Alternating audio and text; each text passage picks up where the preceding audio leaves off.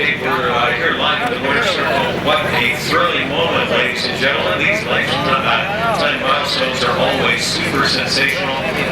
Perhaps none greater in the 47-year history of this racetrack than driver Bruce Ranger. What's in your mind at this moment? You know, I was trying to figure that out on the way back after I turned the was around.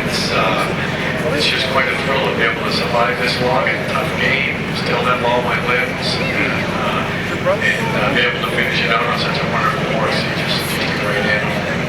In a previous interview, you said that what you do in the race bud is no longer the most important thing in your life.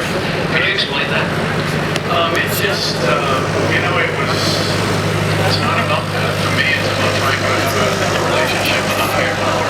I choose to call that God, and I had none of that for the first 40 years of my life, and I ended up back in the same place, back in a big mess, dazed and confused, and my life is no longer like that. And so it's good for me. I finally got myself back into a corner to where I had to try something different, and it certainly does work. You said also in passing in an earlier interview that you believe you're a better driver after the age of 50 compared to when you watch yourself on tape from about 15 years ago or so. What do you mean by that?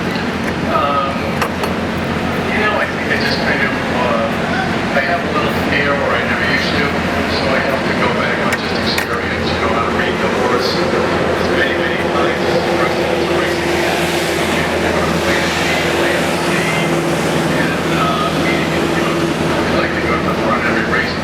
around the track.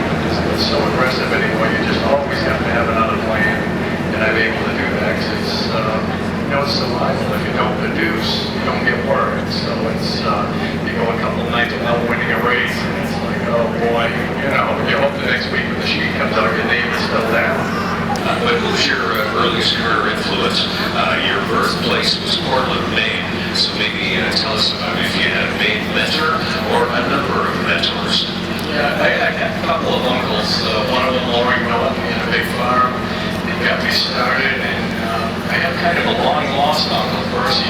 He was Loring's youngest brother in a big family, and he actually had me training horses before anybody did.